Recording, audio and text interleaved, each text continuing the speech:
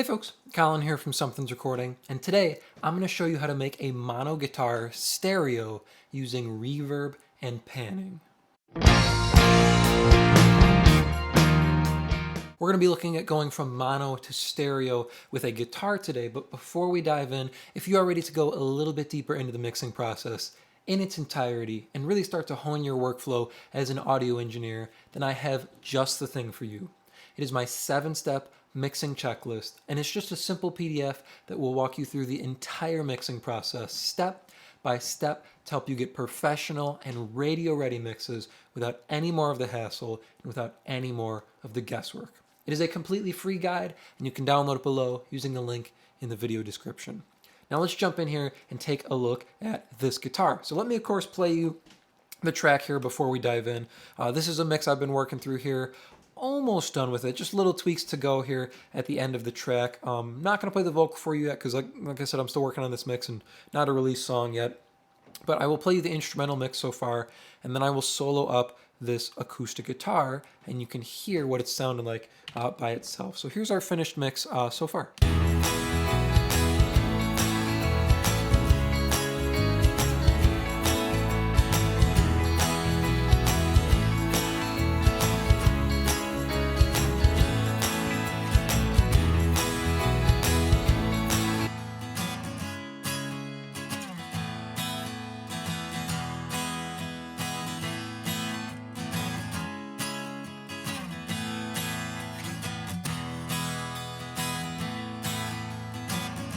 So you can hear it's a mono guitar. There's only one guitar, but it has some stereo width to it. It fills the stereo field, and it doesn't feel so small and isolated. What I'm going to do here is I'm going to flip back and forth between just this guitar and then the guitar in mono. So we'll have our normal guitar setting, and then I'll flip into mono so you can hear the difference of what it sounds like with the panning and the reverb that we're going to talk about here. So here's our finished guitar, and then I'll take the reverb off and we'll flip to mono. You can hear what it would sound like just up the middle.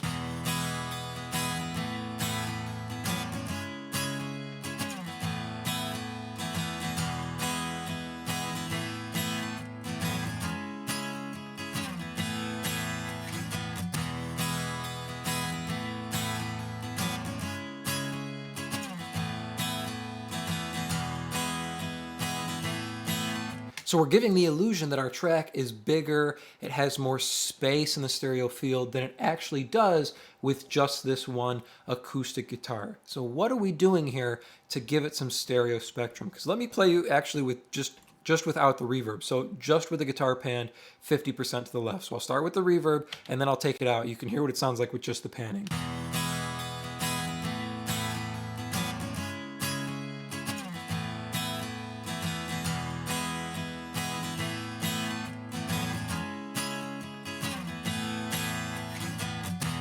So you can hear with just the guitar pan 50% to the left. It sounds a little bit strange. It sounds a little bit empty because there's a whole side of the stereo spectrum that's not filled by anything. That's where our reverb is going to come in, okay? So our first step here to getting some space in the stereo spectrum with a mono guitar is I am panning this acoustic guitar 50% to the left, okay? I'm not going all the way to the left. I'm going 50% to the left, okay? So it's still our mono guitar. It's still one guitar. Just pan 50% to the left. I'm not going all the way to the left because then we're going to have this huge discrepancy between our left and right speaker, okay? We want to create the illusion that we have some width here, but we don't want to create a huge discrepancy because that's going to sound awkward. That's going to sound weird to our listener. So step one here is we're going 50% to the left. So here's mono, and then we'll go 50% to the left.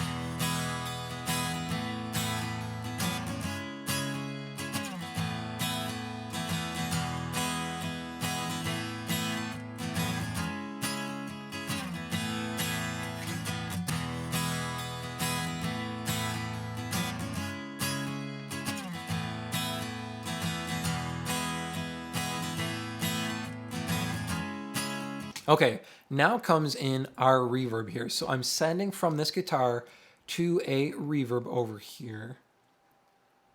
And here's our room reverb. All I'm actually doing here is I'm using the medium studio setting inside of PreSonus Studio One's room reverb. This is about a 700-800 millisecond reverb here. So a medium style room is what we're using. But what I'm doing here is I'm using the splitter tool.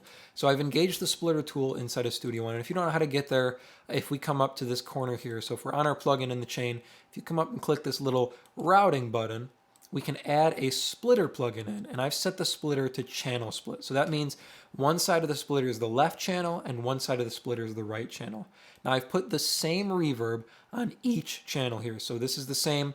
Oh, actually, I'm using the small studio, so it's a little bit smaller. It's about, what does it say, 600 or 500, 600 millisecond reverb. So a shorter, smaller style room here. And I've got the same reverb on each side of the spectrum here. So the small studio reverb inside of Studio One on the left channel and on the right channel. Now post reverb here and post the splitter as well. So both reverbs are running through this, and it's just an EQ rolling off everything below 400 hertz here. That's just to make sure there's not too much of the low mid area or the bottom end ringing through in the reverb. I don't want to add too much of that energy in the reverb here. More of just the pretty high mids and the pretty top end. But the key here to creating space, so we've created separate channel reverbs here on one channel using the splitter, is I'm sending to the right. So our guitar is panned to the left here, and then the reverb send is panned 50% to the right. So our guitar is left, and our reverb is panned 50% to the right. So we pan our guitar, and then we pan our reverb the opposite way. So we have our guitar filling the left speaker, and now we have our reverb filling the right speaker. So listen here without the reverb, and then with our reverb here.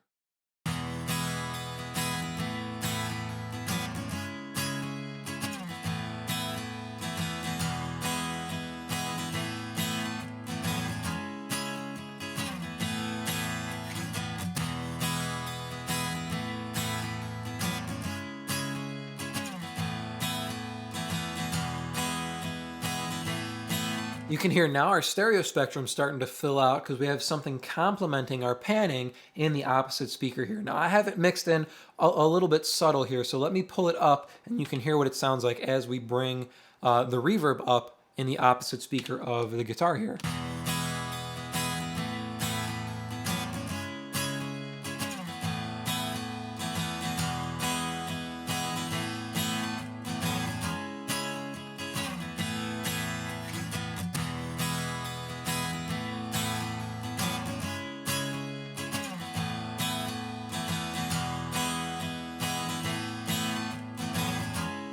Now suddenly we have this stereo guitar sound, all from a simple mono acoustic guitar. We're going from a mono, small sounding acoustic guitar, kind of, subtle, sitting in the middle of the mix. It's very humble sounding, right? We pan it to the right or pan it to the left, and then pan our reverb that we're sending it to the opposite speaker to the right, and we're filling out the stereo spectrum. Now, what I like to do with this when I do use this kind of reverb effect is I like to add something else panned the opposite way with the reverb panned the opposite way of that. Getting a little convoluted here, but let me show you. So the two main instruments I'm using to balance the mix are the acoustic guitar here and then the piano. So I have the piano panned opposite the acoustic guitar. So our acoustic guitar is panned 50% to the left, and then our piano is panned 50% to the right.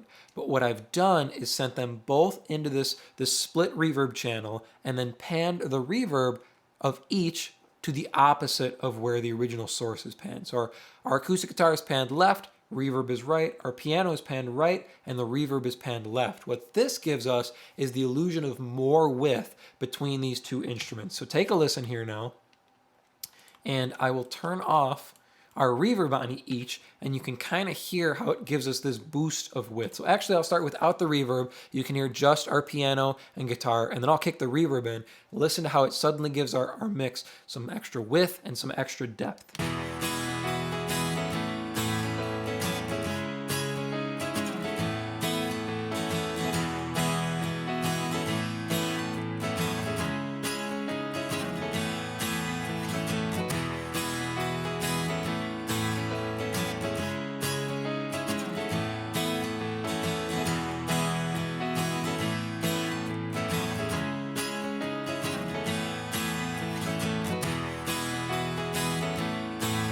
So same kind of things here on two different instruments to go from mono to stereo. All we're doing is we're panning our mono instrument either one way or the other. So we're panning 50% to the left. Then we're sending it to a reverb channel Small room here and we're using on the reverb, and then we're panning that reverb the opposite way of our input signal to fill the opposite speaker and change our mono guitar to stereo. I hope that was helpful for you. As I mentioned at the beginning of the video, if you're ready to level up your mixes and really start dialing in your workflow as an audio engineer, then I have just the tool for you, and it is completely free. It is my 7-step mixing checklist, and you can download it below to start creating more professional mixes in less time. Thank you so much for watching, and I will see you in the next video.